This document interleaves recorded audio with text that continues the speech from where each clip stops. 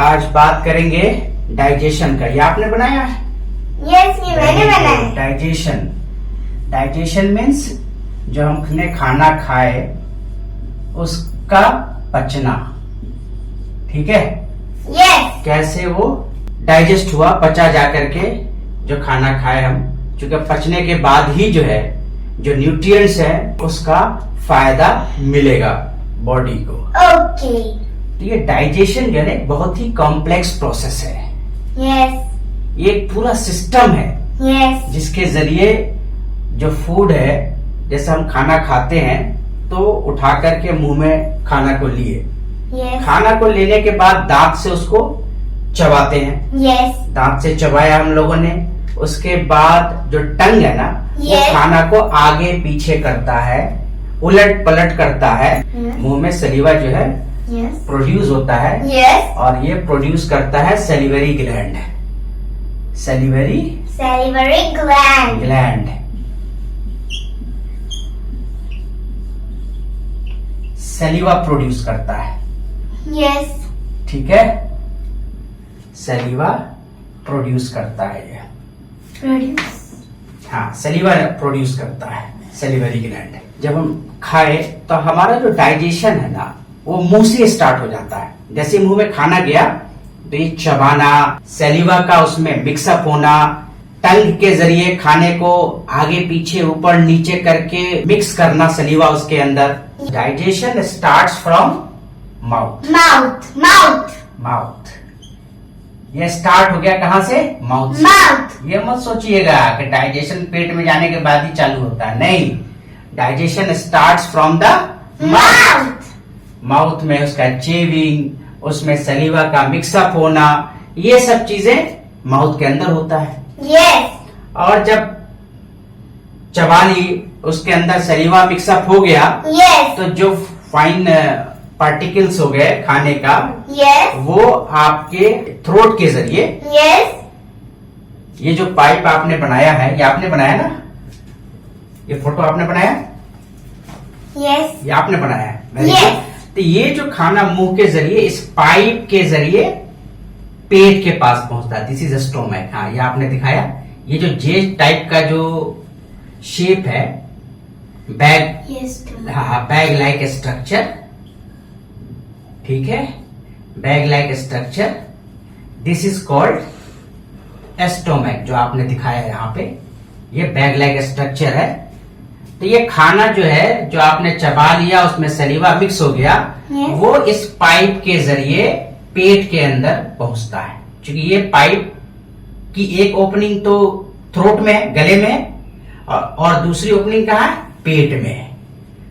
और इस पाइप को क्या बोलते हैं? Food Food pipe, pipe. और ओसोफेगस भी बोलते हैं। इसोफेगस। ओसोफेगस भी बोलते हैं। ओसोफेगस। ये पाइप जो है, इसके जरिए खाना जो है मुंह से पहुंच गया पेट में, यस। चबाने के बाद, उसके अंदर सलीवा मिक्स होने के बाद। यस। और जब पेट में खाना पहुंच गया यस। तो यहां पर भी डाइजेशन के कुछ प्रोसेसेस चलते हैं। यस। यहां भी खाना जो है कुछ पार्शियली डाइजेस्ट होती है। यस। स्टोमक के पास जो है, जो इसकी इनर लाइनिंग है ना, वहां से म्यूकस, HCl और दूसरे डाइजेस्टिव जूसेस जो है ना, वो यहाँ सिक्रीट होते हैं, जो ब्रेकडाउन में, जो फूड है उसके ब्रेकडाउन में यस। सपोर्ट करते हैं। यस। तो यहाँ पर कुछ डाइजेशन के भी प्रोसेस चलेंगे। यहाँ खाना लगभग 3-4 घंटे तक Yes. पेट के अंदर रखा हुआ होता है, और उसमें जो HCl है पेट के अंदर, और जो डाइजेस्टिव जूसेस सिक्रीट हुए जैसे पेप्सिन, तो ये सब फूड को और फाइन पार्टिकल्स में ब्रेक डाउन करते हैं। यस। जब ये खाना पार्शियली डाइजेस्ट हो गया, यस। उसके बाद इसकी जो ओपनिंग है ना, ये स्टोमक की ओपनिंग ओपन होती है small intestine. Small intestine. Small intestine में Yes. तो खाना जो है, जो पार्शियली डाइजेस्ट हो गया, पेट के अंदर आकर के वो चला गया स्मॉल हाँ. इंटेस्टाइन में, ठीक है? और स्मॉल इंटेस्टाइन में मैक्सिमम डाइजेशन के प्रोसेसेस होते हैं। यहां पर खाना जो है 90% जो है वो डाइजेस्ट हो जाता है और वो एब्जॉर्ब होकर के ब्लड में मिल जाता है। Yes. तो मैक्सिमम जो डाइजेशन के प्रोसेसेस है कहाँ होगा? स्मॉल इंटेस्टाइन में। Yes. और ये पेट के पास ही जो है ना, इधर आपने नहीं दिखाया यहाँ पे, पेट के पास ही जो है लीवर होता है, ठीक है? Yeah, this is liver. Liver और इसी के पास जो है ना Pancreas. पैंक्रियाज होते हैं, ठीक है? तो इस पैंक्रियाज और लीवर का जो Yes. कॉमन डक्ट है ना, वो ओपन होती है स्मॉल इंटेस्टाइन में। Yes. तो पैंक्रियाज भी क्या है? ये पैंक्रियाटिक जूस सिक्रेट करती है। Yes. और लीवर क्या सिक्रेट करता है? बाइल। Bile juice. हाँ, बाइल। और वो बाइल क्या करता है? फैट के ब्रेकडाउन में मदद करता है। Yes. फैट को वो डाइजेस्ट करता है। Yes. और पैंक्रियाज जो पैंक्रियाटिक जूस प्रोड्यूस कर रहा है ना, Yes. तो उसमें बहुत से एंजाइम्स हैं।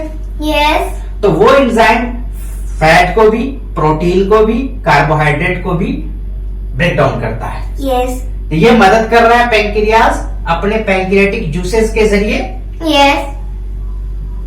प्रोटीन हो, कार्बोहाइड्रेट हो, फैट हो, सबको ब्रेक डाउन करने में, सबको डाइजेस्ट करने में। Yes. और जो लीवर है वो बाइल प्रोड्यूस कर रहा है। तो वो बाइल जो है ना, वो क्या करता है? फैट को जो है डाइजेस्ट करता है। Yes. और इन दोनों की जो कॉमन ओपनिंग है ना, वो स्मॉल इंटेस्टाइन में आती है। Yes. तो स्मॉल इंटेस्टाइन फुल्ली डाइजेस्ट कर देता है। कंप्लीट डाइजेशन स्मॉल इंटेस्टाइन में हो जाएगा। जो भी बचे उचे हैं सबको डाइजेस्ट करके एब्जॉर्प्शन होगा और वो ब्लड में चला जाएगा। और जो खाना डाइजेस्ट नहीं हुआ, जो अनडाइजेस्टेड फूड हो गया, वो कहां चले जाएंगे? लार्ज इंटेस्टाइन में, ठीक है? Yes. जो खाना बच गया वो डाइजेस्ट नहीं हो पाया, Yes. ठीक है, वो अनडाइजेस्टेड फूड कहां आ जाएगा? Large. लार्ज इंटेस्टाइन में। अब लार्ज इंटेस्टाइन में जो अनडाइजेस्टेड फूड आ गए, Yes. तो उससे क्या होगा? वहां आने के बाद Yes. लार्ज इंटेस्टाइन क्या करता है? जो उसमें वाटर कंटेंट्स है ना, तो Yes. वाटर को एब्जॉर्ब कर लेगा, जिससे जो फूड है जो डाइजेस्ट नहीं हुआ वो सॉलिड हो जाएगा। जो बच गया अनडाइजेस्टेड फूड वो सॉलिड के फॉर्म में एनस के जरिए बाहर निकल जाएगा, Yes. ठीक है? Hmm. तो लार्ज इंटेस्टाइन का क्या काम है? स्मॉल इंटेस्टाइन तो समझ गया आपने कि सबसे मैक्सिमम एब्जॉर्प्शन का काम कहां हुआ? स्मॉल इंटेस्टाइन में, Yes. ठीक है? Yes. और यहां पर 90% से ज्यादा जो न्यूट्रिएंट्स थे Yes. वो डाइजेस्ट हो गए। Yes. और जो अनडाइजेस्टेड फूड होगा लार्ज इंटेस्टाइन में आकर के बैठ जाएगा, रहेगा।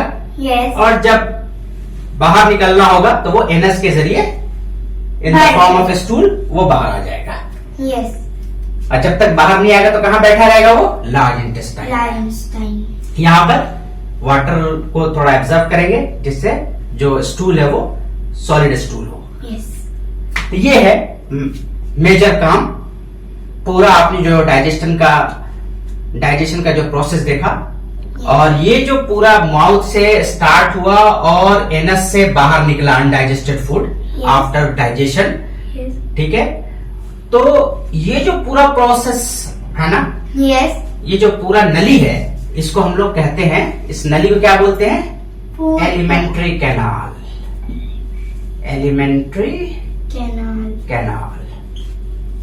इस नली को बोलते हैं आहार नली, एलिमेंट्री कैनाल।